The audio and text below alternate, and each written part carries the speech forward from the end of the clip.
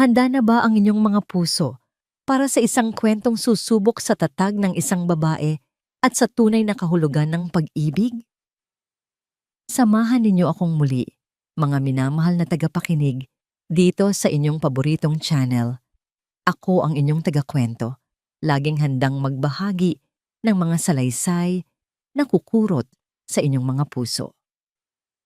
Sabi nila, ang tiwala ay parang isang bahay, maingat na itinayo, pinuno ng pangarap at pinatatag ng mga pangako.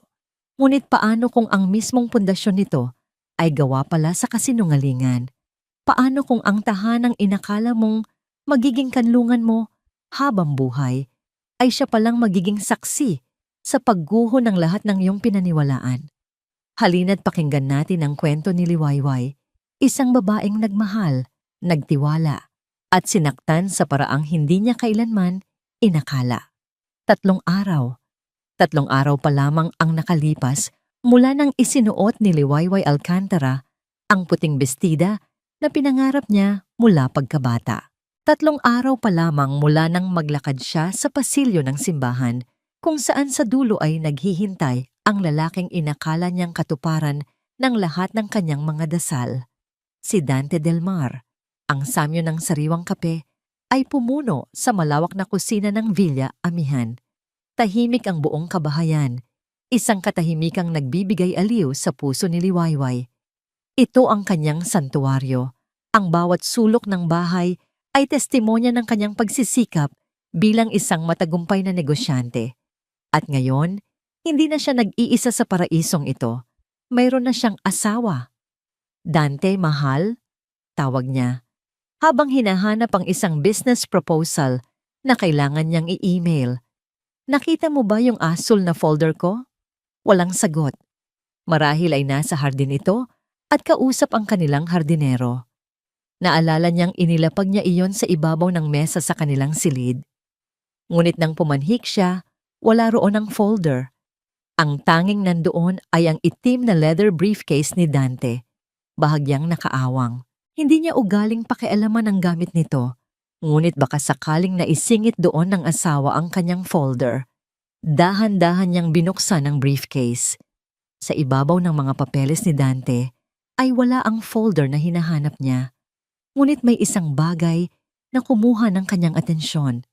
Isang makapal na brown envelope na may logo ng isang kilalang bangko.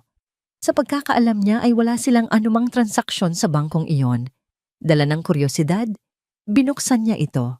Ang kanyang mga daliri ay bahagyang nanginginig habang inilalabas ang mga dokumento sa loob. Ang unang salitang tumambad sa kanya ay loan and mortgage agreement. Kumunot ang kanyang noo. Hindi ito maaari. Ang Villa Amihan ay fully paid. Isang pamana mula sa kanyang mga magulang na pinalago niya mula sa sarili niyang dugo at pawis. Walang dahilan para isangla ito. Ipinagpatuloy niya ang pagbabasa at ang bawat salita ay tila isang matalim na punyal na unti-unting itinarak sa kanyang dibdib.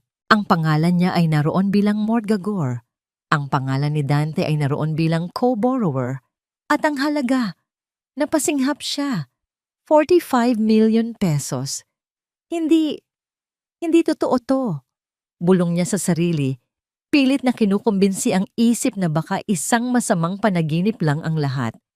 Ngunit ang pinakamatinding dagok ay dumating nang makita niya ang huling pahina. Naroon ang isang pirma sa ibabaw ng kanyang pangalan. Isang perpektong imitasyon ng kanyang sariling lagda. Ngunit para sa kanya, ito'y isang banyagang sulat. Isang simbolo ng kataksilan. Ang papel ay nagsimulang manginig sa kanyang mga kamay. Biglang bumalik sa kanyang alaala ang imahe ng kanilang kasal. Ang matamis na ngiti ni Dante habang isinusuot ang singsing sa kanyang daliri. Ang mga salitang binitawan nito sa altar. Ikaw ang aking simula at ang aking wakas, Liwayway. Mamahalin kita habang buhay. Pati ang ina nito, si Konsolasyon, ay lumapit sa kanya noon. May mga pekeng luha sa mata. Salamat at dumating ka sa buhay ng anak ko. Alagaan mo siya, sabi nito habang yakap siya. Isang yakap na ngayon ay nararamdaman niya hindi pala yakap ng isang ina, kundi gawa ng isang ahas. Paano? Bakit? Bumaba siya ng hagdan. Ang mga paa niya'y tila walang lakas. Nakita niya si Dante na papasok mula sa hardin, may ngiti sa mga labi. Ngunit ang namangiting iyon ay agad na naglaho nang makita ang anyo ng kanyang asawa. Mahal, anong nangyari? Bakit namumutla ka? Tanong ni Dante, papalapit sa kanya. Hindi siya sumagot. Itinaas lamang niya ang mga dokumento. Ang nanginginig niyang kamay ang nagbunyag ng bigat ng kanyang natuklasan. Nakita ni Dante ang hawak niya. Ang kulay ay nawala sa mukha nito. Nagsimula itong mamutla at ang mga matay hindi mapakali. Liway, mahal, magpapaliwanag ako. Ano to, Dante? Tanong ni Liwayway. Ang boses niya'y mahina at basag. Anong ibig sabihin nito? Hindi yan tulad ng iniisip mo. Nautal na sabi ni Dante, sinusubukang abutin ang kanyang kamay, ngunit umatras siya. Huwag mo kong hawakan. Sigaw niya, ang sakit at galit ay nagsisimula nang pumalit sa pagkabigla. Peke ang pirma ko rito, ipinagbili niyo ang bahay ko, ang tahanan ko. Sa gitna ng kanilang komprontasyon, isang boses ang pumutol sa lahat. Isang boses na kalmado, ngunit puno ng yelo. Ano ang kaguluhang ito? Si Konsolasyon. Nakatayo ito sa may pintuan, bihis na bihis, tila walang anumang pakialam sa nagaganap na tensyon.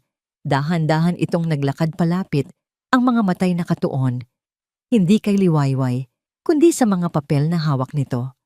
Mama, halos pabulong na sabi ni Dante, tila isang batang nahuli sa kasalanan. Tiningnan ni Konsolasyon si Liwayway mula ulo hanggang paa, walang bakas ng anumang emosyon sa muka. Kinuha nito ang mga papel mula sa kamay ni Liwayway na tila ba isa lamang itong ordinaryong dokumento.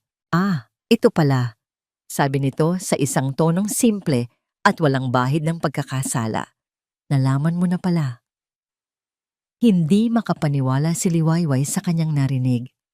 Ang inaasahan niyang pagtanggi o paghingi ng tawad ay sinalubong ng isang malamig na pag-amin.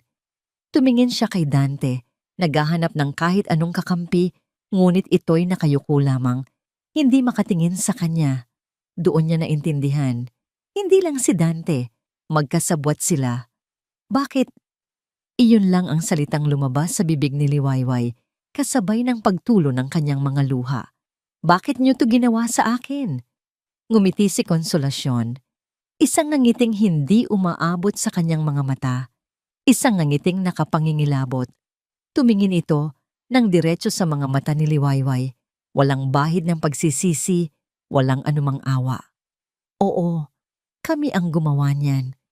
At wala ka nang magagawa. Ang mga salita ni Konsolasyon ay tumagos sa pandinig ni Liwayway. Malamig at matalim na parang yelo. Wala ka nang magagawa. Isang hatol. Isang pangungutyang binitiwan ng walang anumang pag-aalinlangan. Nakatitig lamang si Liwayway sa biyanan. Ang utak niya'y sinusubukang iproseso ang katotohanang nasa harap niya. Ang babaeng tinuring niyang pangalawang ina, na niyakap siya sa araw ng kanyang kasal, ay isa palang demonyo na nagbabalat kayong anghel. Ang lahat ng kabaitan, ang lahat ng papuri, lahat ay kasinungalingan. Ang katahimikan sa loob ng Villa Amihan ay nakabibingi. Tanging ang marahas na pagtibok ng puso ni Liwayway ang kanyang naririnig. Biglang kumilos si Dante. Sa wakas, pagkatapos ng tila walang katapusang pagkakatulala, ay lumuhod ito sa harap ni Liwayway. Ang muka'y basang-basa sa pinaghalong pawis at luha. Hinawakan nito ang laylayan ng kanyang damit, tila isang desperadong batang humihingi ng saklolo. Liway, patawarin mo ko. Patawarin mo kami. Humahagulgol na sabi ni Dante. Hindi ko sinasadya. Napilitan lang ako. Mahal ko. Maniwala ka sa akin. Napilitan? Ang salitang yon ay pumutol sa pagkatulala ni Liwayway. Napalitan ito ng isang umuusbong na galit. Anong klaseng dahilan yan, Dante? Pinirmahan mo ang mga papel. Ipinagkanulo mo ko. Dahil sa sugal yiliway. Sigaw ni Dante, ang boses ay puno ng paghihinagpis. Malaki ang pagkakautang ko. Nagkapatong-patong. Pinagbabantaan na nila ang buhay ko. Sinabi ko kay Mama at ito lang ang naisip niyang paraan para mailigtas ako. Para sa buhay ko, Liway. Ginawa namin to para mabuhay ako. Ang pag-amin ay hindi nagdulot ng awa kay Liwayway. Sa halip, lalo lamang itong nagpatibay sa kasuklam-suklam na katotohanan. Ipinagpalit siya ni Dante para sa sarili nitong mga pagkakamali. Ginamit siya bilang pambayad utang. At ako? Tanong ni Liwayway. Ang boses ay nanginginig sa galit. Paano naman ako? Paano naman ang tiwala ko? Ang pangarap ko? Ginamit niyo lang ako? Bago pa man makasagot si Dante, muling nagsalita si Konsolasyon. Ang boses ay may halong panunumbat. Huwag kang magmalinis, Liwayway.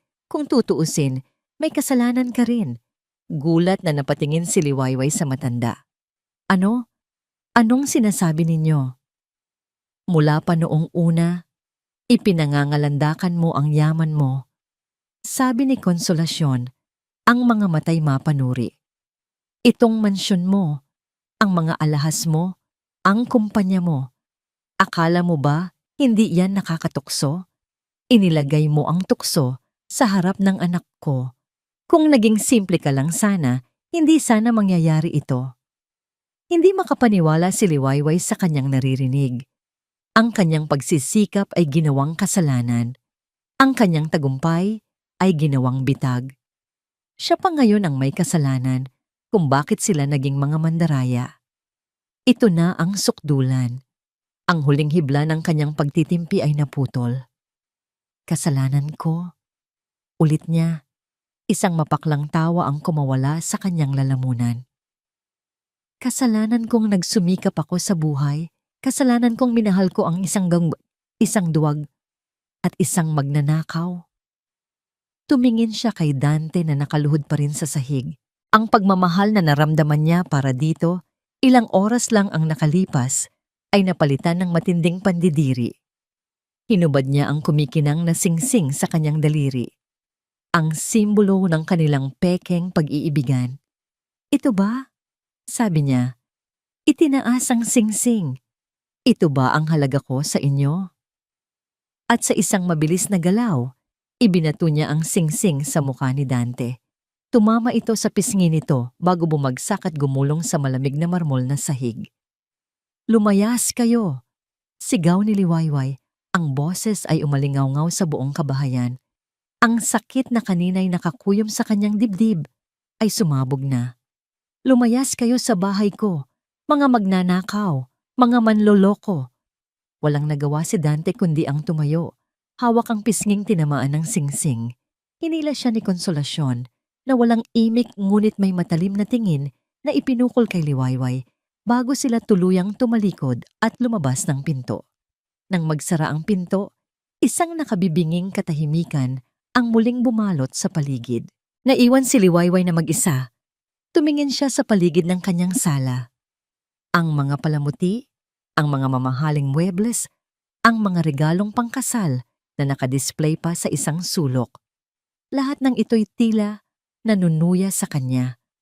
Ang kanyang villa amihan, ang kanyang tahanan, ay naging isang malaking entablado ng isang masalimuot na dula ng panloloko. At siya ang bida na walang kamalay-malay, dahan-dahan siyang nanghina. Ang kanyang mga tuhod ay bumigay at napaupo siya sa sahig. Doon, sa gitna ng karangyaan ng kanyang nilikhang mundo, niyakap niya ang kanyang sarili at humagulgol ng walang tigil. Ang bawat patak ng kanyang luha ay dala ang bigat ng kataksilan, ng nawalang pangarap, at ng pusong winasak ng walang awa. Ilang minuto o marahil oras, siyang nanatili sa ganoong posisyon. Nang maubos na ang kanyang luha, ang natira na lamang ay isang malalim na pakiramdam ng kawalan. Ngunit sa ilalim ng lahat ng sakit at pighati, isang maliit na kislap ang nagsimulang sumibol. Isang kislap ng paglaban. Hindi. Hindi siya magiging biktima. Hindi siya ang talunan sa kwentong ito. Nanginginig ang mga kamay na kinuha niya ang kanyang telepono. Hinanap niya ang isang pangalan sa kanyang contacts. Ang nag-iisang tao na alam niyang hindi siya iiwan. Pinindot niya ang call button. Sa pangalawang ring ay may sumagot. Liway? Napatawag ka? Kumusta ang bagong kasal? Masayang bati sa kabilang linya. Narinig ni Liwayway ang boses ng kanyang matalik na kaibigan, si Diwa, at muli, bumigay ang kanyang depensa. Diwa. Bulong niya, ang boses ay basag, at puno ng sakit. Diwa, tulungan mo ko. At muli siyang napahagulgol, ngunit sa pagkakataong ito, alam niyang hindi na siya nag-iisa. Nang mailapag niya ang telepono, napasandal siya sa pader. Ang buong bigat ng mundo ay tila nasa balikat niya. Napapikit siya.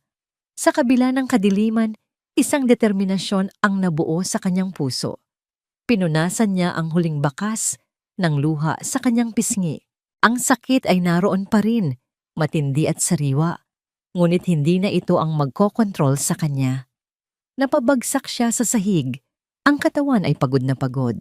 Ngunit ang isipan ay nagsisimula ng lumaban. Hindi. Bulong niya sa katahimikan ng malawak na bahay. Hindi ako papayag na matalo. Wala pang 30 minuto ay umaling-awngaw ang tunog ng doorbell sa buong Villa Amihan. Tila isang sirena itong gumising sa nahihimlay na diwa ni Liwayway. Dahan-dahan siyang tumayo, ang bawat galaw ay may kabigatan. Pagbukas niya ng pinto, ang mukha ni Diwa ang bumungad sa kanya. Isang mukhang puno ng pag-aalala. Walang salitang namutawi sa kanilang mga labi. Sa isang iglap, niyakap ni Diwa ang kaibigan ng mahigpit. Doon, sa balikat ng kanyang matalik na kaibigan, muling bumuhos ang mga luhang akala ni Liwayway ay naubos na. Nandito na ko, Liway. Nandito lang ako. Paulit-ulit na bulong ni Diwa.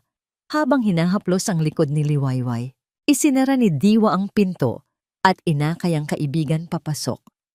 Ang perpektong ayos ng sala ay nasira ng isang kumikinang na bagay sa sahig. Ang singsing. Pinulot ito ni Diwa at tahimik na inilagay sa kanyang bulsa. Malayo sa paningin ni Liwayway, hindi na siya nagtanong. Sa halip kumilos siya. Ipinagtimpla niya ng mainit na tsa si Liwayway. Pinaupo niya ito sa sofa at kinumutan. Si Diwa ang naging kalma sa gitna ng bagyo ni Liwayway. Ang kanyang presensya ay isang matibay na pader na sumasalo sa bawat pagguho ng mundo ng kaibigan. Nang medyo huminahon na si Liwayway at naisalalaysay niya ang buong pangyayari, sa gitna ng mga hikbi at pagtangis, isang matigas na ekspresyon ang mababakas sa mukha ni Diwa. Mga hayop sila, mariing sabi ni Diwa. Walang puso. Anong gagawin ko, Diwa? Tanong ni Liwayway. Ang boses ay halos wala ng lakas. Wala na. Kinuha nila ang lahat. Umiling si Diwa at hinawakan ang mga kamay ni Liwayway. Mali ka. Hindi pa nila nakukuha ang lahat dahil hindi mo patapos ang laban. Sa katunayan, hindi mo pa nga ito nasisimulan. Pero paano? Sila ang may hawak ng mga papeles. Sila ang may pera. At ikaw, putol ni Diwa, ang mga matay nag-aalab. Ikaw ang may hawak ng katotohanan. Liway, hindi ka pwedeng magmukmok lang dito at hayaan silang manalo. Kailangan mong lumaban. Hindi lang para sa bahay, kundi para sa sarili mo, para sa lahat ng pinaghirapan mo. Ang mga salita ni Diwa ay tila tubig na idinilig sa isang tuyot na halaman. Unti-unting nanumbalik ang kulay sa mga mata ni Liwayway. Ang pag-asa, gaano man kaliit, ay nagsimulang sumibol. May kilala ako. Pagpapatuloy ni Diwa. Hindi lang siya basta abogado. Siya ang abogadong kinatatakutan ng mga manloloko. Ang pangalan niya ay Attorney Katarungan Rojas. Kinabukasan, sa isang modernong gusali sa puso ng Makati, Natagpuan ni Liwayway ang sarili sa tapat ng isang pinto na may nakaukit na tansong plaque. Rojas Law Firm. Ang opisina ni Attorney Kat Rojas ay salamin ng kanyang personalidad. Malinis, organisado, moderno, at walang anumang hindi kinakailangang palamuti. Siya ay isang babaeng nasa mga 40, may matalas na mga mata, at isang presensyang pumupuno sa buong silid. "Good morning, Miss Alcantara." Bati nito. Hindi ngiti, kundi isang tango ng pagkilala. "Please, have a seat. My condolences on your recent unfortunate marriage." Walang paligoy-ligoy. Direkta at propesyonal. Inilahad ni Liwayway ang lahat, mula sa matamis na simula ng kanyang relasyon kay Dante hanggang sa mapait na pagtuklas sa kataksilan nito. Ipinakita niya ang kopya ng mga dokumentong nakuha niya. Habang nagsasalita siya, si Attorney Kat ay tahimik lamang na nakikinig. Ang mga daliri magkasalikop sa ibabaw ng kanyang malaking lamesa. Hindi ito nagsulat, ngunit ramdam ni Liwayway ang buong atensyon nito sa bawat salitang kanyang binibitawan. Nang matapos si Liwayway, tumango-tango ang abogada. Malinaw na kaso ito ng estafa through falsification of public documents, sabi ni Attorney Kat sa isang boses na kalmado ngunit may bigat. Ang ginawa ng mag-inang Delmar ay isang krimen. Ang problema, Miss Alcantara, ang pagpapatunay nito sa korte ay isang mahabang proseso. Magiging magastos, magiging madugo. Gagamitin nila ang lahat para sirain ka at ang iyong kredibilidad. Tinitigan siya ng abogada sa mata. Handa ka ba para doon? Walang pag-aalinlangan sa sagot ni Liwayway. Ang babaeng pumasok sa opisina na may bakas pa ng pighati ay napalitan ng isang babaeng may determinasyon sa kanyang mga mata. "Handa po ako. Gagawin ko ang lahat para mabawi ang sa akin at para pagbayaran nila ang ginawa nila." Isang bahagyang pagtaas sa sulok ng labi ni Attorney Kat ang tanging pahiwatig ng kanyang pagsang-ayon. Itinulak nito ang isang folder at isang ballpen sa tapat ni Liwayway. "This is our engagement contract," sabi nito. "Basahin mong mabuti. Once you sign this, we begin the war." Hinawakan ni Liwayway ang ballpen. Ang kamay niya'y hindi nanginginig. Habang tinititigan niya ang linya kung saan siya lalagda, hindi na ang pirma ng kataksilan ang kanyang nakikita, kundi ang simula ng kanyang pagbangon. Isinulat niya ang kanyang pangalan, Liwayway Alcantara, buo at matatag. Sa paglagda niyang yon, opisyal nang nagsimula ang laban. Kinuha ni Attorney Kat ang kontrata at inilagay sa kanyang folder. Sakto namang tumunog ang telepono sa kanyang mesa. Sinagot niya ito. "Rojas speaking." "Yes, I see." Nakikinig lamang si Attorney Kat. Ang mukha'y hindi nagbabago. Pagkatapos ng ilang sandali, ibinaba nito ang telepono. Tumingin itong muli kay Liwayway. Ang mga matay mas naging seryoso. "Nagsisimula na sila," sabi ni Attorney Kat. "That was the legal counsel of Mr. Delmar." Kinabahan si Liwayway. Ano po ang sabi? Sumandal ang abogada sa kanyang silya. Ang tingin ay tila tumatagos. Gusto nilang makipag-areglo, pero may kapalit na katahimikan mo. "Katahimikan?" Inulit ni Liwayway ang salita. Tila isang mapait na lasa sa kanyang dila. "Anong ibig sabihin ng katahimikan?" "Simple lang," sagot ni Attorney Kat. Ang kanyang mga daliri ay marahang naglalaro sa ibabaw ng kanyang pluma. Iaalok kanila ng isang bahagi ng perang nakuha nila, marahil sapat para makapagsimula ka ulit. Ang kapalit, aatras ka sa kaso, mananahimik, at hahayaan silang magpatuloy sa kanilang buhay na para bang walang nangyari. It's a classic move.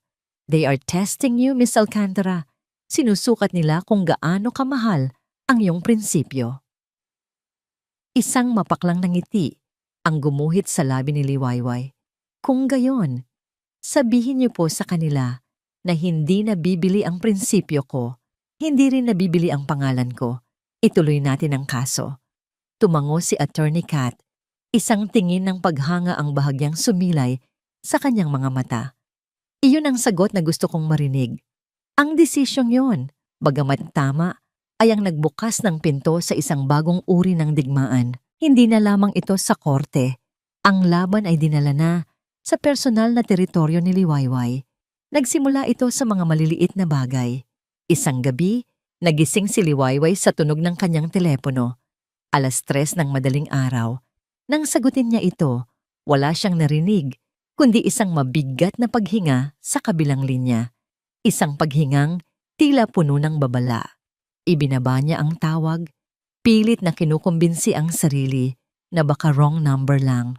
Ngunit nang maulit ito sa sumunod na gabi, at sa sumunod pa, alam niyang hindi na ito nagkataon lamang. Pagkatapos ay dumating ang mga mensahe. Mga mensaheng mula sa mga hindi kilalang numero, puno ng mga salitang naninira sa kanyang pagkatao. Mga paratang na siya ay isang oportunista, isang babaeng ginagamit ang katawan para umasenso. May mga nagpadala pa ng mga lumang litrato niya na kasama ang mga dati niyang kliyente sa negosyo. Ngunit binigyan ng malisyosong kahulugan. "Huwag mong pansinin yan, Liway," sabi ni Diwa isang hapon habang ipinapakita niya rito ang mga kumakalat na tsismis sa social media. Malinaw na may isang taong sinadyang gumawa ng mga peking account para ikalat ang mga kasinungalingan tungkol sa kanya. Gusto ka lang nilang sirain, gusto nilang panghinaan ka ng loob. Ngunit mahirap hindi pansinin ang isang bagay na unti-unting dumudurog sa pangalang pinaghirapan niyang itayo. Isang gabi, habang nagmamaneho pawi mula sa isang business meeting, napansin niya ang isang motorsiklong walang plaka na tila sumusunod sa kanya. Binilisan niya ang takbo, ngunit bumilis din ito. Lumiko siya sa ibang daan, ngunit sumunod pa rin ito. Ang takot ay nagsimulang gumapang sa kanyang dibdib. Puso niya'y kumakabog ng mabilis habang papalapit siya sa gate ng kanyang subdibisyon. Doon lang, sa ilalim ng maliwanag na ilaw ng guardhouse, tuluyang nawala ang motorsiklo sa dilim. Pagpasok niya sa Villa Amihan, nilak niya ang lahat ng pinto at bintana. Ang kanyang santuwaryo ay unti-unti nang nagiging isang kulungan. Sa gitna ng lahat ng ito, isang mensahe ang kanyang natanggap na ikinagulat niya. Galing ito kay Dante. "Liway, mag-usap tayo, please. Kahit saglit lang, para sa kaligtasan nating dalawa." Sa kabila ng payo ni Attorney Kat na huwag itong pansinin, may isang bahagi kay Liwayway na gustong marinig ang sasabihin nito. Pumayag siyang makipagkita sa isang maliit at tahimik na kapihan sa labas ng syudad kinabukasan. Dumating si Dante na mukhang ibang-iba sa lalaking pinakasalan niya. Payat ito, may maitim na bilog sa ilalim ng mga mata, at ang dating kumpiyansa ay napalitan ng pagkabalisa.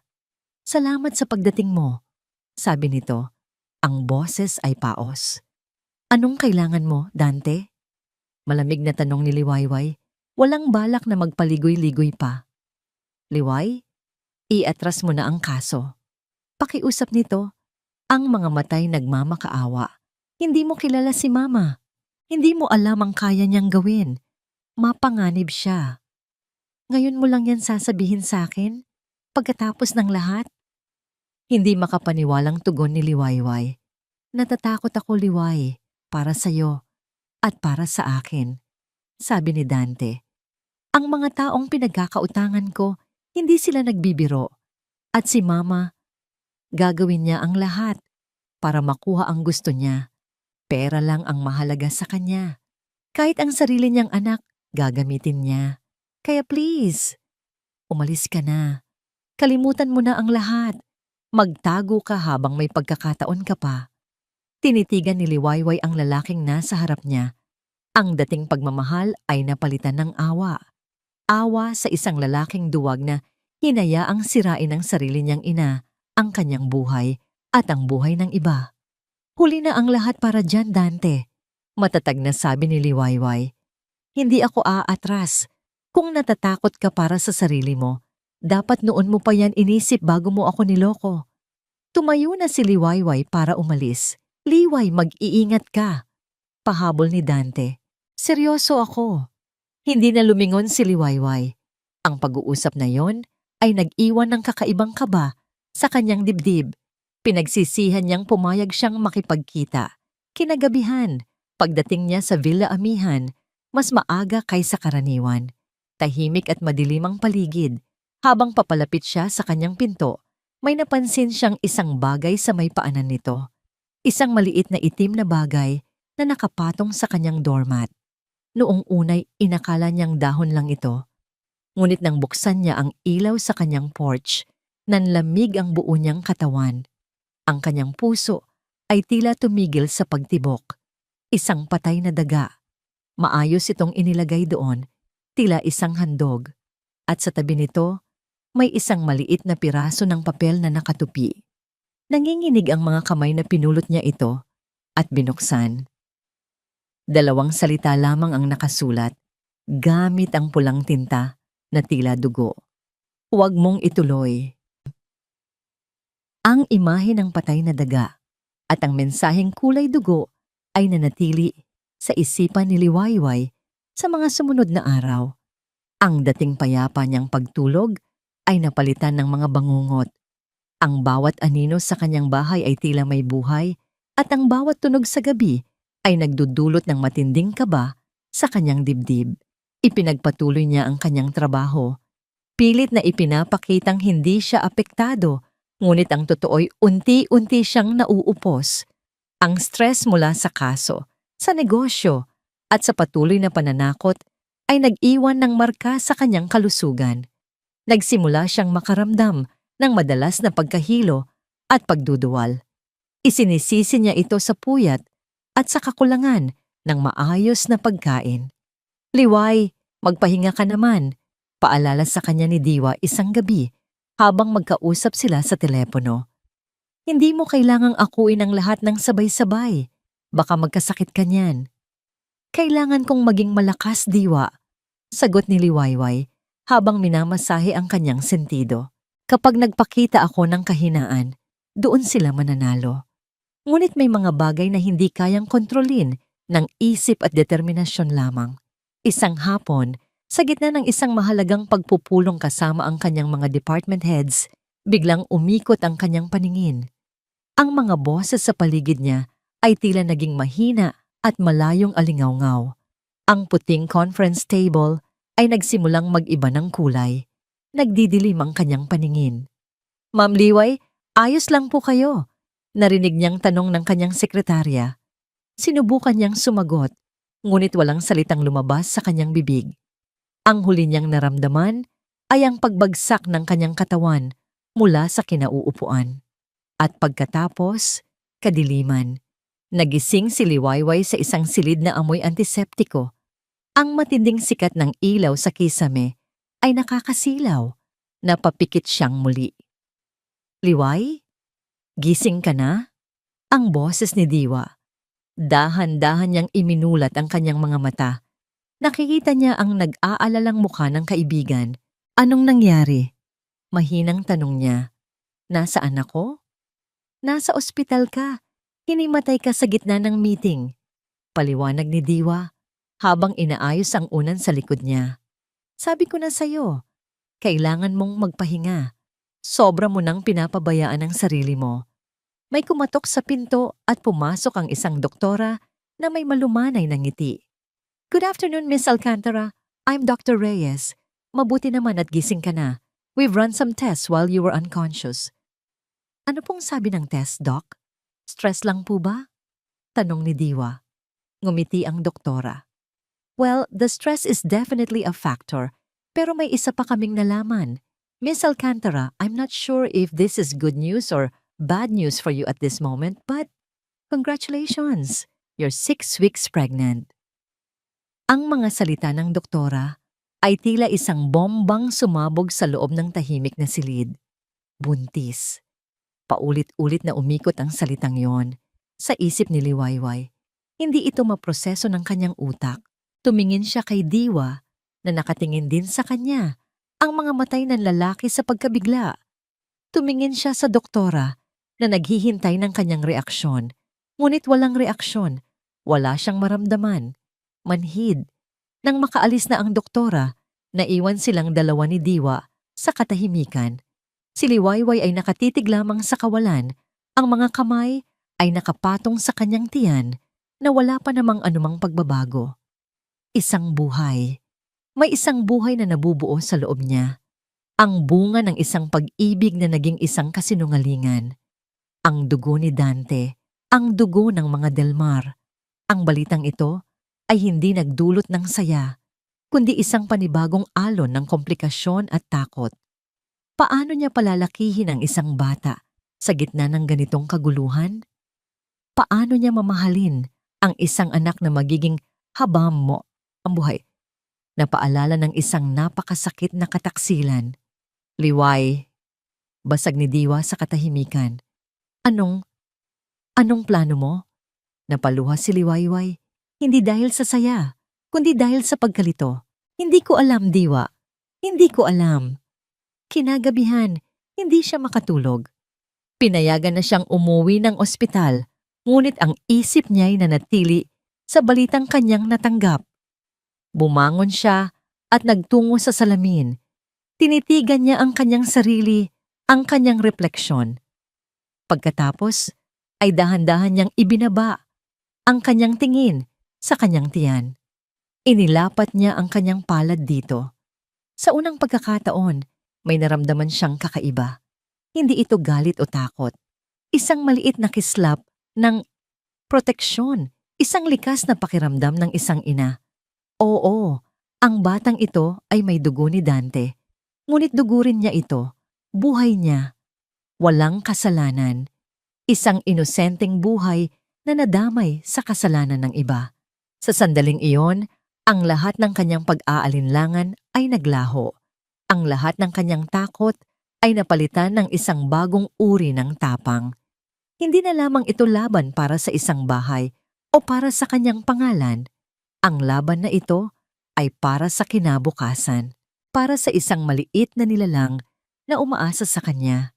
Kinuha niya ang resulta ng ultrasound na ibinigay sa kanya sa ospital. Isang maliit at malabong tuldok sa itim na larawan. Ngunit para kay Liwayway, ang maliit na tuldok na yon ang naging pinakamaliwanag na ilaw sa gitna ng kadiliman. Ito ang kanyang bagong dahilan. Ang kanyang pinakamalakas na sandata. Nanginginig ang mga kamay na kinuha niya ang kanyang telepono at tinawagan ang numero ni Attorney Kat Rojas. Kahit 10 oras na ng gabi. Sumagot ito sa pangalawang ring. Attorney, sabi ni Liwayway, ang boses niya'y hindi na mahina o nag-aalinlangan. Ito'y buo at puno ng determinasyon. Attorney, mas lalo na ngayon, kailangan nating manalo para sa anak ko. Ang balita tungkol sa pagbubuntis ni Liwayway ay hindi na natiling lihim ng matagal. Sa mundong ginagalawan nila, ang mga pader ay may taingao at ang hangin ay may dalang balita. At tulad ng inaasahan, ang balitang ito ay nakarating sa taong pinakahuling gustong malaman ni Liwayway. Isang umaga, habang nag-aalmusal si Liwayway sa kanyang hardin, sinubukan niyang namnamin ang katahimikan at ang sariwang hangin. Isang ritual na kanyang ginagawa para palakasin ang kanyang loob. Ngunit ang payapang sandaling iyon ay biglang winakasan ng tunog ng intercom. Ma'am Liway, nasa labas po si Mrs. Delmar, sabi ng gwardiya sa kabilang linya. Gusto po kayong makausap. Nanigas si Liwayway. Konsolasyon, anong ginagawa niya rito? Huwag po ninyong papasukin, mariing utos niya. Pero ma'am, may dala po siyang basket ng prutas at mukhang nag-aalala po talaga sa inyo. Alanganing sagot ng gwardiya na halatang nadala sa palabas ng matanda. Bago pa man makasagot si Liwayway, ang boses ni Konsolasyon na ang kanyang narinig. Hija, Liwayway, ako ito. Nabalitaan ko ang nangyari. Nag-aalala ako sa'yo. Pakinggan mo naman ako para sa kapakanan ng magiging apo ko. Iyang salitang apo ay tumusok sa puso ni Liwayway. Alam na niya. At ginagamit na niya ito. Napabuntong hininga si Liwayway. Kung hindi niya ito haharapin ngayon, gagawa at gagawa ito ng eksena sa labas ng kanyang gate. Sige, papasukin mo siya. Pero sa sala lang. Ilang sandali pa, pumasok si Konsolasyon sa sala ng Villa Amihan. Ibang-iba ang kanyang anyo kumpara noong huli silang magkita. Wala na ang nagyayelong tingin at mapanuyang ngiti. Sa halip, ang suot niya'y isang simpleng bestida. Ang mukha'y may bahid ng kunwaring pag-aalala at ang mga mata'y pilit na pinaluluha.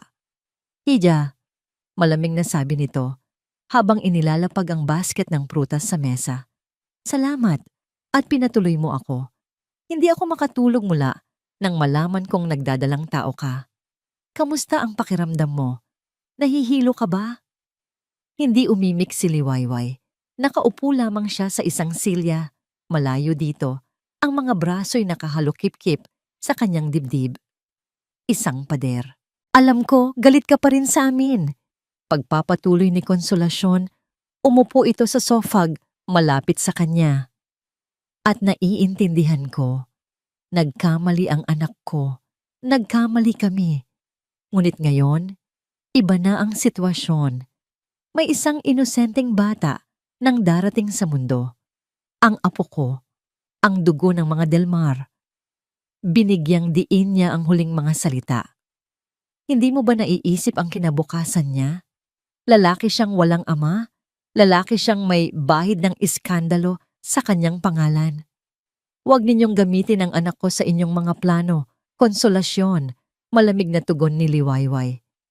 Isang malungkot na ngiti ang isinagot ni Konsolasyon. Hindi ito plano, Hija. Ito'y pagmamalasakit ng isang lola. Isipin mo, Liwayway. Pwede pa nating ayusin ito. Iurong mo na ang kaso. Hayaan mong akuin ni Dante ang responsibilidad niya bilang ama. Bubuo tayo ng isang pamilya para sa bata. Magkano ba ang kailangan mo? Ibabalik namin ang isang parte ng pera. Isipin mo na lang na bayad iyon sa lahat ng sakit ng ulo. Manahimik na tayong lahat para sa bata. Sa wakas, naintindihan na ni Liwayway. Ang lahat ng ito, ang pag-aalala, ang mga prutas, ang pagiging maamong tupa, ay isang bagong estratehiya lamang. Ang kanyang anak ay hindi apo sa mata ni Konsolasyon. Ito ay isang alas. Isang alas na gagamitin para pilitin siyang sumuko. Isang mapaklang tawa ang kumawala kay Liwayway. Hindi ko maintindihan kung paano ninyo nasisikmurang gawin ito. Ang alin, Hija? Ito, sabi ni Liwayway. Ang boses ay nagsimula ng tumaas. Ang pagpapanggap ninyo.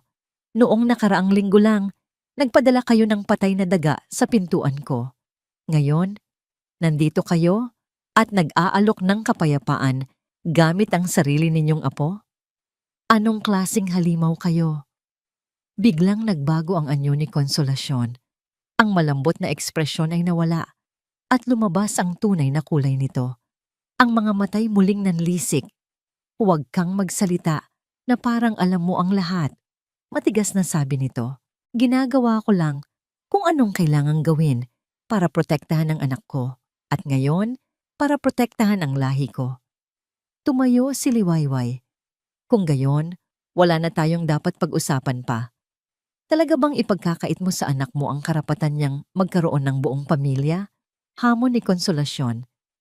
Mas gugustuhin ko pang palakihin ang anak ko ng mag-isa kaysa palakihin siya sa isang pamilyang puno ng kasinungalingan at kasamaan. Matatag na sagot ni Liwayway. Ang dugo ninyo ay hindi isang karangalan. Isa itong sumpa at sisiguraduhin kong hindi madudungisan ang anak ko ng sumpang iyan. Napatayo si Konsolasyon sa galit. Ang kanyang pagpapanggap ay tuluyan ng gumuho. Magmamatigas ka ha? Sabi nito, ang boses ay puno ng kamandag. Sa tingin mo ba, dahil buntis ka ay titigilan ka na namin? Nagkakamali ka, no? Mas lalo ka lang naming idiin. Titingnan natin kung hanggang saan yung tapang-tapangan mo kapag sinimulan na naming sirain ang lahat ng natitira sa'yo. Lumapit ito kay Liwayway. Ang muka'y ilang pulgada na lang ang layo. Sumpain ka sana. Bulong nito, puno ng galit. Sumpain ka sana at ang batang dinadala mo. Hindi natinag si Liwayway. Tinitigan niya ito ng diretso sa mata. Umalis na kayo. Bago pa man ako ang gumawa ng paraan para paalisin kayo. Nagsukatan sila ng tingin. Isang digmaan ng kalooban. Sa huli, si Konsolasyon ang unang bumigay. Tumalikod ito at naglakad palabas ng pinto. Ngunit bago ito tuluyang mawala, huminto ito at lumingon. Isang nakakatakot na ngiti ang muling sumilay sa kanyang mga labi. Tingnan natin kung sino ang mas matibay, ang isang babaeng nag-iisa o ang isang ina na gagawin ang lahat para sa kanyang anak. At sa mga salitang yon, umalis si Konsolasyon, iniwan si Liwayway na nanginginig, hindi sa takot, kundi sa nag-aalab na galit. Lumipas ang mga linggo. Ang banta ni Konsolasyon ay hindi na natiling mga salita lamang. Ang digmaan ay lumipat mula sa personal na paninira patungo sa legal na larangan. Naging masalimuot at marumi ang laban. Sinabi nila na ikaw mismo ang nagplano ng lahat, sabi ni Attorney Kat sa isang pag-uusap nila sa opisina nito. Ang mukha ng abogada ay seryoso, walang bahid ng anumang biro. Ang depensa nila, alam mo raw ang tungkol sa utang ni Dante at ikaw mismo ang nag-alok na isang laang bahay para tulungan siya dahil sa sobrang pagmamahal mo. Ngayon, dahil nagbago na raw ang isip mo, ginagamit mo ang pekeng pirma bilang isang paraan para makaganti. Walang katotohanan yan, bulalas ni Liwayway, hindi makapaniwala. Alam ko, mahinahong sagot ni Attorney Kat, pero ang trabaho nila ay magtanim ng duda sa isip ng hukom. At sa ngayon, nagtatagumpay sila. Ang notaryo publikong nagpatunay sa dokumento ay biglang nawala. Ang mga empleyado ng bangko na nakausap ni Dante ay hindi na maalala ang eksaktong detalye ng transaksyon. Lahat ng posibleng testigo ay tila binayaran o tinakot para manahimik. Ang bawat salita ni Attorney Kat ay tila isang malaking bato na dumadagan sa dibdib ni Liwayway. Ramdam niya ang unti-unting pagsikip ng mga pader sa paligid niya. Paano na tayo, attorney? Tanong niya. Ang boses ay may bahid na ng pagkadismaya. Wala na ba tayong pag-asa? Tumingin si Attorney Kat sa labas ng bintana ng kanyang opisina kung saan tanaw ang nagtataasang gusali ng syudad.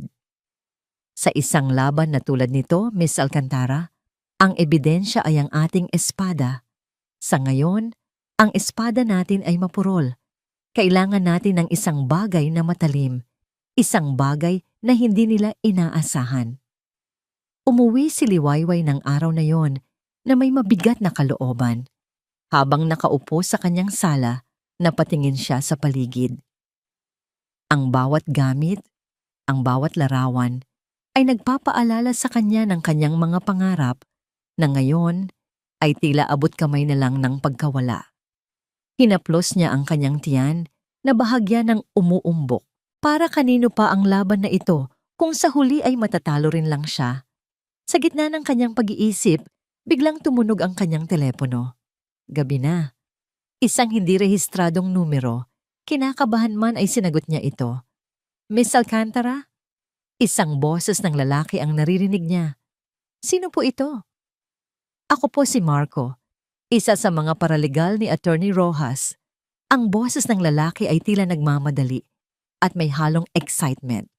Ma'am, pasensya na po sa abala, pero may nakita po kami. Biglang napaupo ng tuwid si Liwayway. Anong nakita ninyo? Habang sinusuri po namin ang mga lumang kaso na may kaugnayan sa pamilya Del Mar, may isang file kaming nahanap. Isang kasong isinampalaban kay Konsolasyon Del Mar. 5 taon na ang nakalipas. Halos kapareho ng sa inyo. Estafa, panloloko.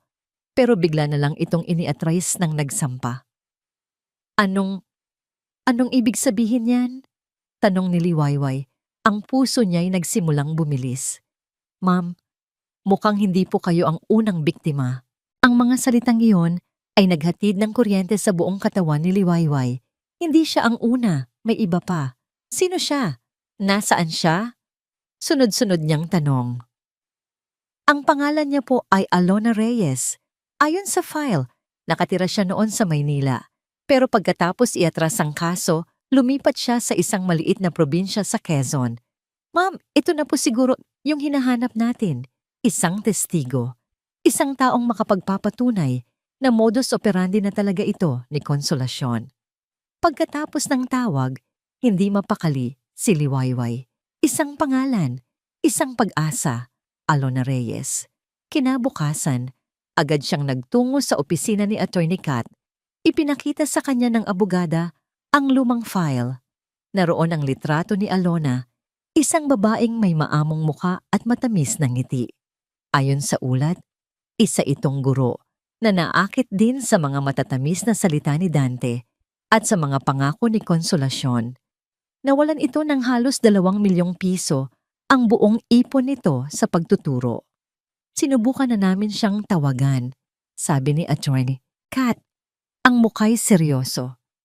Pero tila pinalitan na niya ang kanyang numero. Nagpadala na ako ng isang investigador sa address niya sa Quezon. Kailangan nating maging maingat. Malamang, tinakot din siya kaya niya iniatras ang kaso noon. Ang mga sumunod na araw ay tila isang walang katapusang paghihintay. Bawat tunog ng telepono ay inaasahan ni Liwayway na magdadala ng magandang balita. Ngunit wala. Ang investigador ay nahirapang hanapin si Alona. Tila nagtatago ito sa mundo. Isang gabi, halos hating gabi na, tumawag si Attorney Kat. Ang boses nito sa kabilang linya ay pagod, ngunit may kakaibang tono. Liwayway, I have news. Nahanap niyo na po ba siya? Agad na tanong ni Liwayway, napabangon mula sa pagkakahiga. Nagkaroon ng isang maikling katahimikan sa kabilang linya bago sumagot ang abogada. Nahanap na namin siya, Liway, pero may isang malaking problema. Huminto muli si Attorney Kat, tila nag-aalangang sabihin ang susunod. Ayaw niyang magsalita. Ayaw niyang magsalita. Ang mga salitang yon mula kay Attorney Kat ay parang isang malakas na sampal kay Liwayway. Ang pag-asang umusbong sa kanyang puso sa loob ng ilang araw ay biglang naglaho, na parang isang kandilang hinipan ng malakas na hangin. Anong ibig ninyong sabihin na ayaw niyang magsalita? Tanong ni Liwayway, pilit na kinokontrol ang panginginig ng kanyang boses. Takot siya, Liwayway. Paliwanag ni Attorney Kat sa kabilang linya. Ayon sa investigador, halos himatayin si Alona nang ipakita ang litrato ni Konsolasyon. Paulit-ulit niyang sinasabi na tapos na ang usaping iyon at ayaw na niyang madamay pa. Malinaw na may ginawa sa kanya ang mga Delmar noon na labis niyang ikinatakot. Hindi natin siya masisisi at hindi rin natin siya mapipilit. Pagkatapos ng tawag, napaupo si Liwayway sa dilim ng kanyang silid. Naramdaman niya ang pagbabalik ng pamilyar na bigat sa kanyang dibdib. Ganoon na lang ba yon? Isang hakbang na lang sana. Ngunit ang pinto ng pag-asa ay muling isinara. Ngunit habang nakaupo siya roon, hinahaplos ang kanyang tiyan. Isang bagong kaisipan ang pumasok sa kanyang isip. Siguro, hindi abogado o investigador ang kailangan ni Alona. Siguro, ang kailangan niya ay isang taong nakakaintindi sa kanya. Isang taong dumaan din sa parehong bangungot. Kinaumagahan, tinawagan niya si Attorney Kat. Attorney, gusto ko po siyang puntahan. Liwayway, delikado iyan. Hindi po ako pupunta doon para pilitin siya. Putol ni Liwayway. Pupunta ako doon para kausapin siya. Bilang isang babae, bilang isang biktima. Ibigay niyo lang po sa akin ang address. Ako na po ang bahala. Pagkatapos ng mahabang pag-aatubili, pumayag din ang abogada. Ang biyahe papuntang Quezon ay mahaba. Bawat kilometrong tinatakbo ng sasakyan ay nagbibigay daan sa mga pag-aalinlangan sa isip ni Liwayway. Paano kung hindi siya pakinggan ni Alona? Paano kung ipagtabuyan siya nito? Natagpuan niya ang tinitirhan ni Alona sa isang simpleng subdibisyon, sa isang maliit ngunit maayos na bahay. Ang bakuran ay puno ng mga halaman. Kumatok siya sa pinto. Ang puso niya'y malakas na kumakabog. Ang nagbukas ng pinto ay isang babaeng payat. Ang mga matay malungkot at ang ngiti na nasa lumang litrato ay matagal nang nawala. Si Alona Reyes. Nagulat si Alona nang makita ang isang estranghero sa kanyang pintuan. Sino po sila? Ako po si Liwayway Alcantara. Magalang na pakilala ni Liwayway. Pwede po ba tayong mag-usap? Kahit saglit lang? Nang marinig ang kanyang pangalan, biglang namutla si Alona. Alam nito kung sino siya. Pasensya na, pero wala tayong dapat pag-usapan, sabi nito, at akmang isasara na ang pinto. Tungkol po ito kay Consolacion del Mar, mabilis na sabi ni Liwayway. Sa pagbanggit ng pangalan, natigilan si Alona. Ang takot sa kanyang mga mata ay hindi maitatago. Please, pakiusap ni Liwayway, ang boses niya ay puno ng sinseridad. Hindi po ako taga-gobyerno o abogado. Isa rin po akong biktima. Katulad ninyo. Ang huling mga salita ang tila nagbukas ng pinto. Nag-aalangan man, dahan-dahang binuksan ni Alona ang pinto at pinatuloy si Liwayway sa kanyang maliit na sala. Naupo sila, ang katahimikan ay nababasag lamang ng tunog ng electric fan. Hindi nagsalita si Liwayway tungkol sa batas o sa kaso. Sa halip, ikinuwento niya ang sarili niyang karanasan. Ikinuwento niya ang kanyang pangarap, ang kanyang pag-ibig kay Dante, ang kasal, at ang mapait na katotohanan na sumampal sa kanya. Hindi niya napigilan ang pagtulo ng kanyang mga luha habang nagsasalita. Tahimik lamang na nakikinig si Alona. Ngunit habang tumatagal, ang dating matigas na anyo nito ay unti-unting lumambot. Nakikita niya ang sarili sa kwento ni Liwayway. Ganyan na ganyan din ang ginawa nila sa akin. Sa wakas ay nagsalita si Alona. Ang boses ay nanginginig. Pinaibig ako ni Dante. Ipinakilala kay Consolacion na parang isang tunay na pamilya. Nakuha nila ang tiwala ko at ang lahat ng ipon ko. Nang sinubukan kong lumaban, tinakot nila ako. Sinabi nilang papatay nila ang mga magulang ko sa probinsya. Natakot ako. Kaya tumahimik na lang ako at lumayo. Naiintindihan ko po ang takot ninyo, sabi ni Liwayway. Ang boses ay puno ng pakikiramay. Ako man po, araw-araw na nabubuhay sa takot. Hinawakan ni Liwayway ang kanyang tiyan. Pero may dahilan po ako para labanan ang takot na yon. Magkakaanak po ako at ayokong lumaki siya sa isang mundong pinamumunuan ng mga taong tulad ni Consolacion.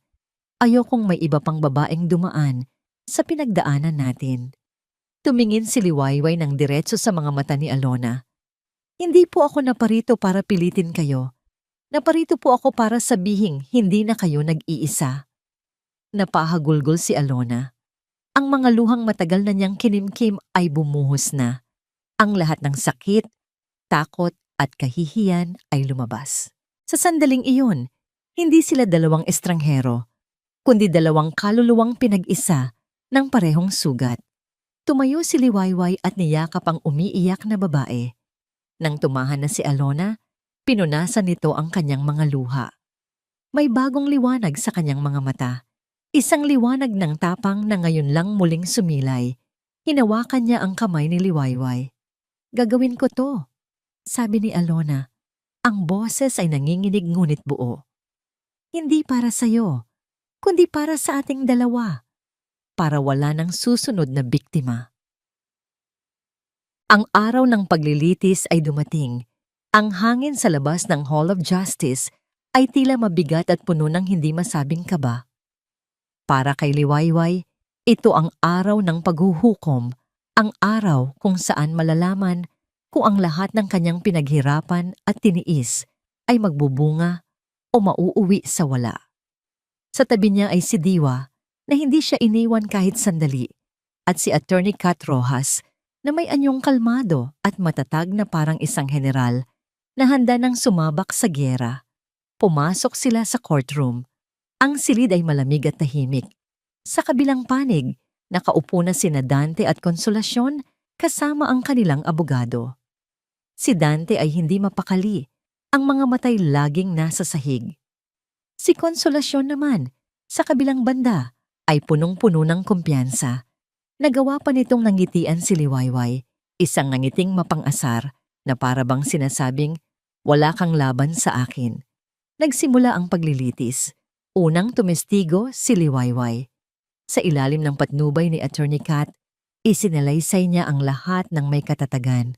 Hindi niya hinayaang mangibabaw ang kanyang emosyon. Ang bawat salita niya ay malinaw at puno ng katotohanan. Ngunit sa cross-examination, ginawa ng abogado ng mga Delmar ang lahat para wasakin ang kanyang kredibilidad.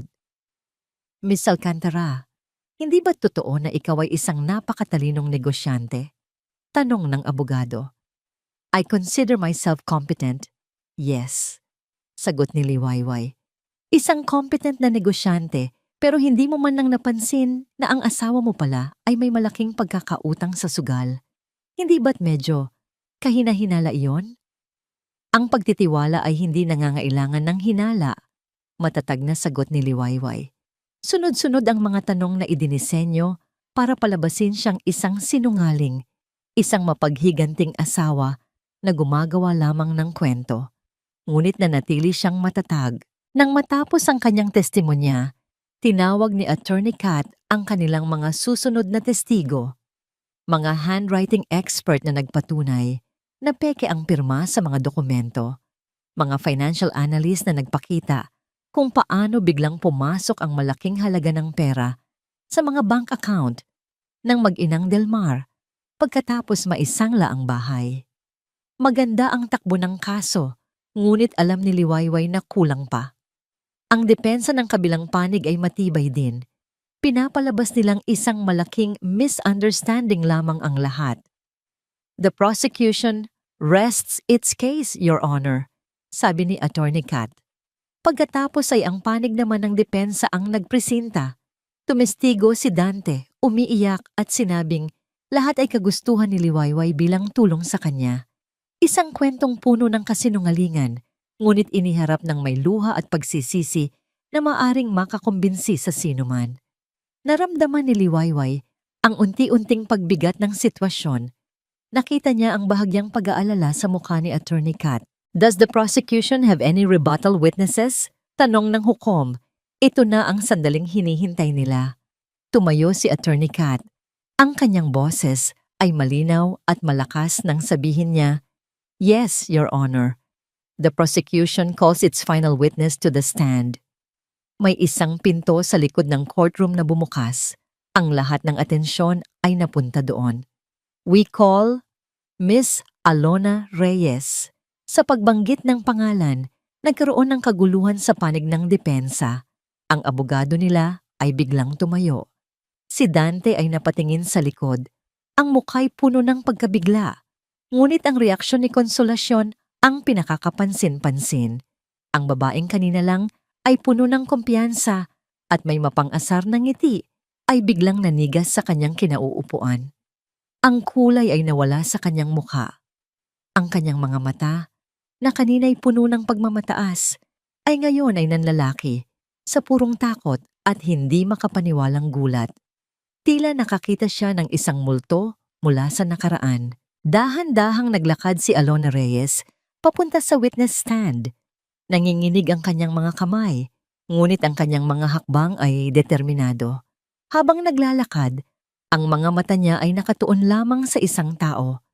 Kay Konsolasyon. Isang tingin na puno ng 5 taong pagtitiis, 5 taong takot. At ngayon, 5 taong tapang. Umupo si Alona sa harap. Itinaas ang kanyang kanang kamay at nanumpa. Tumingin si Liwayway kay Konsolasyon. Ang maskara ay tuluyan ng nalaglag. Ang dating Reyna ay isa na ngayong bilanggo ng sarili niyang mga kasalanan. nakaharap sa isang multong hindi niya inaasahang magbabalik. Ang laban ay hindi pa tapos, ngunit sa sandaling iyon, alam na ni Liwayway, panalo na sila. Nang magsimulang magsalita si Alona Reyes, ang buong courtroom ay tila huminto sa paghinga. Ang kanyang boses, bagamat bahagyang nanginginig sa simula, ay unti-unting lumakas habang isinasalaysay niya ang kanyang kwento. 5 taon na po ang nakalipas. Panimula niya ang tingin ay hindi inaalis sa hukom. Nakilala ko po si Dante Del Mar at ang kanyang ina, si Consolacion. Sa bawat salita ni Alona, isang piraso ng nakaraan ang nabubuo. Detalyado niyang ikinuwento ang halos kaparehong modus operandi na ginawa kay Liwayway, ang panliligaw ni Dante, ang pagpapakilala kay Consolacion bilang isang mabait at mapagmahal na ina, ang pag-engganyo sa kanya na mag-invest sa isang pekeng negosyo, ang pagkawala ng kanyang 2 milyong piso. Nang sinubukan ko pong maningil, doon po lumabas ang tunay nilang kulay. Pagpapatuloy ni Alona, ang mga luha ay nagsimula nang mamuo sa kanyang mga mata. Pinagbantaan po ako ni Consolacion. Sinabi niya sa akin na kung hindi ako mananahimik, idadamay niya ang pamilya ko. Objection, Your Honor! Hearsay! Sigaw ng abogado ng depensa, ngunit huli na ang lahat. Overruled! The witness may continue. Sabi ng hukom. Naglabas si Attorney Kat ng mga ebidensya, mga lumang bank statement, mga kopya ng text messages na sumusuporta sa testimonya ni Alona. Ang bawat ebidensya ay isang pako na lalong nagbaon sa mag-inang Del Mar sa kanilang hukay. Ang cross-examination ay naging desperado. Sinubukan ng abogado ng depensa na palabasin na si Alona ay isang dating kasintahan na naghihiganti lamang. Ngunit nanatiling matatag si Alona. Ang kanyang kwento ay hindi nagbago. Ang kanyang sakit ay totoo. Pagkatapos ng testimonya ni Alona, tinawag muli ni Attorney Kat si Dante sa witness stand para sa isang rebuttal questioning. Mr. Del Mar, simula ni Attorney Kat, ang boses ay kalmado, ngunit may talim. Itinanggi ninyo kanina na may alam kayo sa anumang panloloko. Ngunit paano ninyo maipapaliwanag ang testimonya ni Miss Reyes? Isang babaeng wala namang koneksyon kay Miss Alcantara, ngunit may halos parehong kwento ng kataksilan. Si Dante ay hindi na mapakali. Pinagpapawisan siya ng malapot. Tumingin siya sa kanyang ina, naghahanap ng tulong, ngunit si Consolacion ay nakatitig lamang sa kawalan. Ang mukha'y tila isang maskarang gawa sa bato. Hindi ko siya kilala. Nauutal na sabi ni Dante. Hindi mo siya kilala? Ulit ni Attorney Kat. Kung gayon, bakit may mga litrato kayong magkasama? Bakit may mga mensahe ka sa kanya na puno ng mga pangako ng pag-ibig? Inilabas ni Attorney Kakat ang mga litrato at ipinakita sa korte. Si Dante nakangiti habang nakaakbay kay Alona. Sa sandaling iyon, bumigay si Dante. Ang lahat ng kasinungalingan, ang lahat ng pagpapanggap ay gumuho. Hindi ko kasalanan to. Sumigaw siya. Sabay tayo. Ang mga kamay ay nanginginig. Napatingin siya sa kanyang ina. Ang mga matay puno ng galit at panunumbat. Siya ang may plano ng lahat! Sigaw ni Dante habang nakaturo kay Consolacion. Utak niya ang lahat ng ito. Mula kay Alona hanggang kay Liwayway. Sunod-sunuran lang ako sa kanya. Natakot ako sa kanya. Natakot ako sa mga pinagkakautangan ko. Ginawa ko lang ang sinabi niya. Ang pag-amin ay isang pagsabog sa loob ng tahimik na courtroom. Ngunit ang pinakamatinding pagsabog ay nagmula kay Consolacion. Sa pagtataksil ng sarili niyang anak, tila isang halimaw ang nagising sa loob niya. Tumayo siya. Ang muka'y namumula sa matinding galit.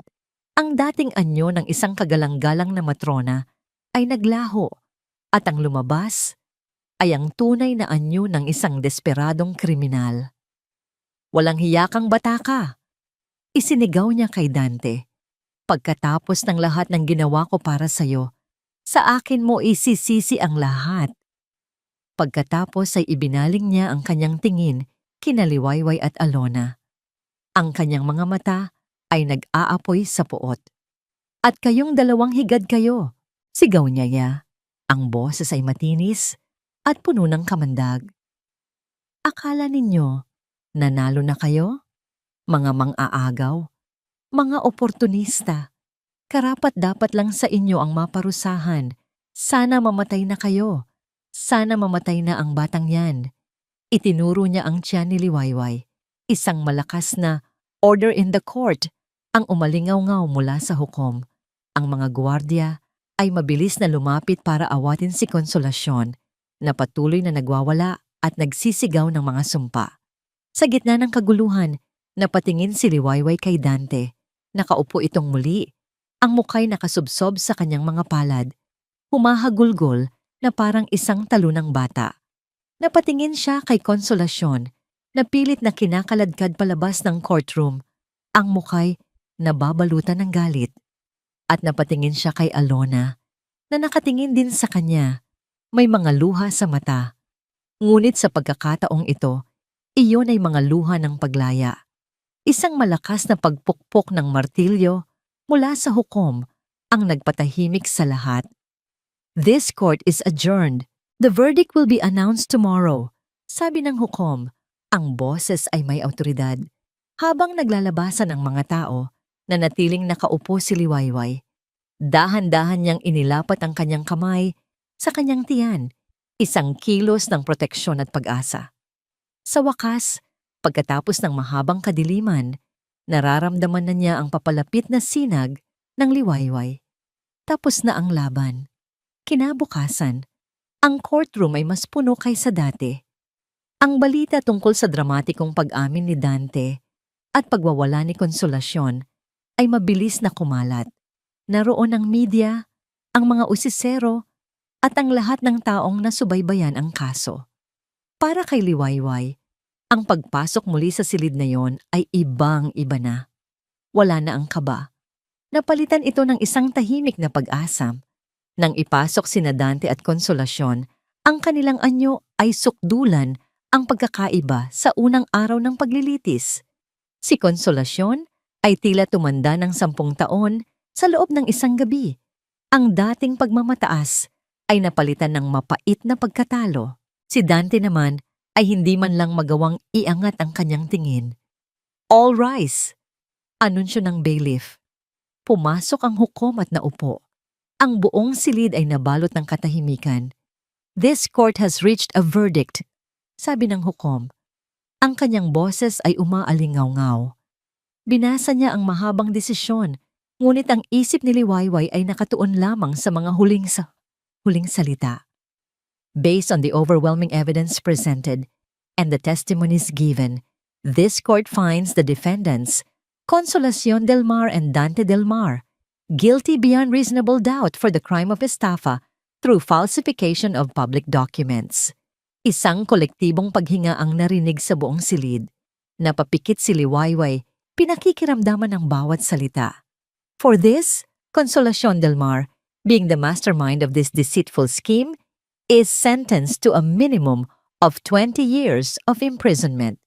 Dante del Mar, for his full participation, is sentenced to a minimum of 12 years. Furthermore, the mortgage agreement on the property known as Villa Amihan is hereby declared null and void. All rights and ownership are restored to the complainant, Miss Liwayway Alcantara. The marriage between Liwayway Alcantara and Dante del Mar is likewise annulled. Pagkatapos ng hatol muling nagkagulo, habang pinoposas na ng mga guwardiya ang mag-ina, nagawa pang sumigaw ni Konsolasyon. Ngunit sa pagkakataong ito, walang sino man ang nakinig. Ang kanyang mga salita ay nawalan na ng kapangyarihan.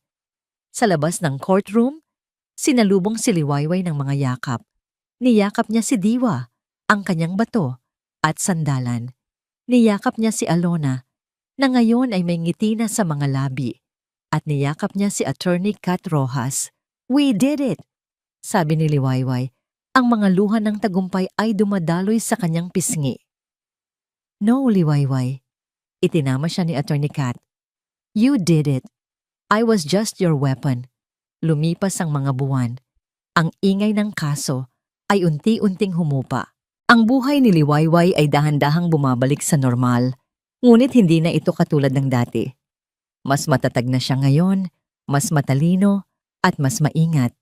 Ang Villa Amihan ay muling naging isang tunay na tahanan, hindi na isang simbolo ng kataksilan. Isang maaliwalas na umaga, naramdaman niya ang isang pamilyar na sakit sa kanyang likod. At pagkatapos, ang paghilab, oras na, sa ospital, kasama niya si Diwa sa bawat sandali. Ang kanyang pagsilang ay hindi naging madali. Ngunit ang bawat hirap ay naglaho nang marinig niya ang unang iyak ng kanyang anak. Isang malusog na sanggol na babae, nang iabot sa kanya ng nurse ang munting anghel na puno ng luha ang kanyang mga mata. Ang maliliit nitong daliri, ang maliit nitong ilong, ang perpektong hugis ng bibig nito. Ang lahat ng sakit, lahat ng paghihirap, ay nagkaroon ng kahulugan sa sandaling iyon.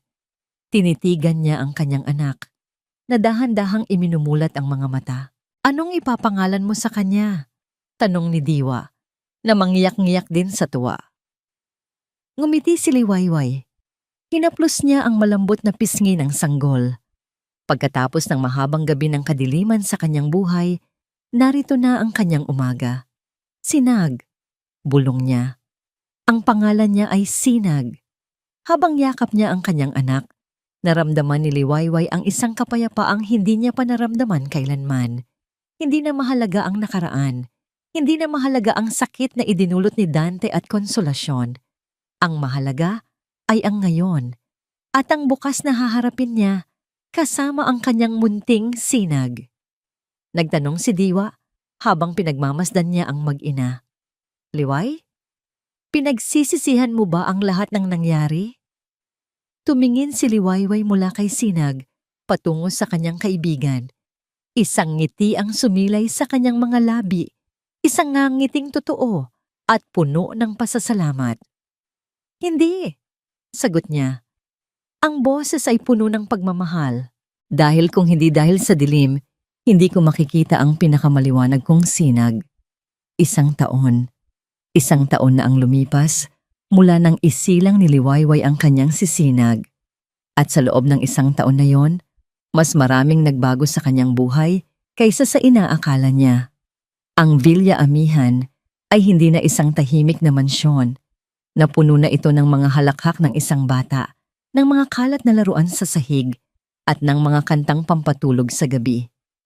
Ang dating santuwaryo ni Liwayway ay naging isang masayang pugad para sa kanyang mag-ina. Sa kanyang propesyon, lalo pa siyang humusay. Ang mga pagsubok na kanyang pinagdaanan ay nagbigay sa kanya ng isang bagong perspektibo at isang katatagang hindi matitinag. Pinalago niya ang kanyang kumpanya, nagbukas ng mga bagong oportunidad, at naging isang inspirasyon sa maraming kababaihan sa mundo ng negosyo. Ngunit ngayon, hindi na siya nagtatrabaho para lamang sa sarili niya. Nagtatrabaho siya para sa kinabukasan ng kanyang anak. Isang hapon, habang nagkakape sila ni Diwa sa kanilang paboritong lugar, ang Bahay Pahinga Cafe, pinagmamasdan nila si Sinag na masayang naglalaro sa playpen na dinala nila. Alam mo, Liway, sabi ni Diwa habang hinahalo ang kanyang kape, kung may titingin sa iyo ngayon, hindi nila aakalain kung ano ang mga pinagdaanan mo. You look whole. Ngumiti si Liwayway. Because I am. Dati, akala ko kailangan ko ng isang lalaki para maging buo. Akala ko ang kaligayahan ay nasa pag-aasawa at pagbuo ng isang perpektong pamilya. Pero mali pala ako. Ang tunay na kaligayahan, natagpuan ko sa sarili ko. At lalo pa itong nabuo nang dumating siya. Tumingin siya nang may pagmamahal sa kanyang anak. Isang araw, nakatanggap siya ng isang sulat. Galing ito sa kulungan. Ang sulat kamay ay pamilyar. Galing ito kay Dante. Nag-alinlangan siyang buksan ito. Ano pa ba ang sasabihin nito na hindi pa niya narinig? Dala ng kuryosidad, Binuksan niya ito. Ang sulat ay puno ng pagsisisi, ng paghingi ng tawad. Isinulat ni Dante na ang bawat araw sa kulungan ay isang paalala ng kanyang mga pagkakamali at na sana balang araw ay mapatawad siya ni Liwayway. Binasa ni Liwayway ang sulat mula simula hanggang dulo. Walang galit, walang sakit. Ang tanging naramdaman niya ay isang uri ng pagwawakas. Kinuha niya ang sulat, nagtungo sa kanilang hardin kung saan may maliit silang siga para sa mga tuyong dahon at marahang inihulog ito sa apoy. Pinanood niya itong maging abo at tangayin ng hangin. Hindi niya kailangang magpatawad para maging malaya. Matagal na siyang malaya. Kinaumagahan, maagang nagising si Liwayway gaya ng kanyang nakasanayan. Ngunit sa pagkakataong ito, sinamahan siya ng isang maliit na anghel. Dinala niya si Sinag sa balkonahe ng kanyang silid kung saan tanaw nila ang unti-unting pagsikat ng araw sa silangan. Ang langit ay nag-aagawang dilim at liwanag. Ang mga kulay kahel, rosas at ginto ay dahan-dahang ipinipinta sa kalangitan. Tingnan mo anak, bulong ni Liwayway habang yakap-yakap ang kanyang munting sinag. Ang ganda, di ba? Yan ang Liwayway. Itinuro ni Sinag ang araw at isang masayang tawa ang kumawala sa bibig nito. Sa sandaling iyon, habang yakap niya ang kanyang anak at pinagmamasdan ang bagong umaga, naramdaman ni Liwayway ang isang ganap na kasiyahan. Ang kanyang paglalakbay ay naging mahirap. Dumaan siya sa pinakamatinding sakit ng kataksilan. Hinarap niya ang takot. Ngunit sa huli, hindi lang niya nabawi ang kanyang bahay at ang kanyang pangalan. Nabawi niya ang kanyang sarili at natagpuan niya ang isang pag-ibig na mas dalisay at mas makapangyarihan kaysa sa lahat, ang pag-ibig ng isang ina. Hindi na siya ang Liwayway na naghihintay lang ng kanyang happily ever after. Siya na ang nagsusulat nito. Anak, muli niyang bulong habang hinahalikan ang tuktok ng ulo nito. Tayo ang gagawa ng sarili nating kwento. At sa pag-angat ng araw, kasama ang kanyang sinag, isang bagong kabanata ang kanilang sinimulan. At dito po nagtatapos ang kwento ni Liwayway. Isang kwentong nagpapatunay na kahit gaano pa kadilim ang gabi, laging may pag-asang hatid ang pagsikat ng araw. Ang tunay na aral sa kwentong ito ay hindi lamang tungkol sa pagbangon mula sa isang masakit na pagkabigo. Ito ay isang paalala na ang ating halaga ay hindi nakasalalay sa ibang tao. Ang tunay na lakas ay matatagpuan sa loob ng ating sarili at ang pinakadalisay na pag-ibig ay madalas na dumarating sa mga paraang hindi natin inaasahan. Huwag tayong matakot na muling isulat ang ating kwento, gaano man kapait ang naunang kabanata. Maraming salamat po sa inyong walang sawang pagsubaybay. Naway may napulot kayong aral at inspirasyon sa kwento ni Liwayway. Ano po ang masasabi ninyo sa kanyang naging kapalaran? At anong klaseng kwento naman ang gusto ninyong marinig sa susunod? I-comment lamang po sa ibaba. Ang inyong mga saloobin ay mahalaga sa amin. Hindi dito nagtatapos ang ating paglalakbay. Marami pa pong kwentong kasing ganda at mas puno ng aral dito sa aming channel. Kung nagustuhan nyo ang kwentong ito, i-like, i-share sa pamilya at mga kaibigan, at mag-subscribe na rin para lagi kayong updated sa mga susunod pa naming kwento. I-click niyo ang notification bell para kayo ang unang makarinig kapag may bago kaming upload. Pagpalain po kayo ng Panginoon, kayo at ang inyong buong pamilya. Hanggang sa muli.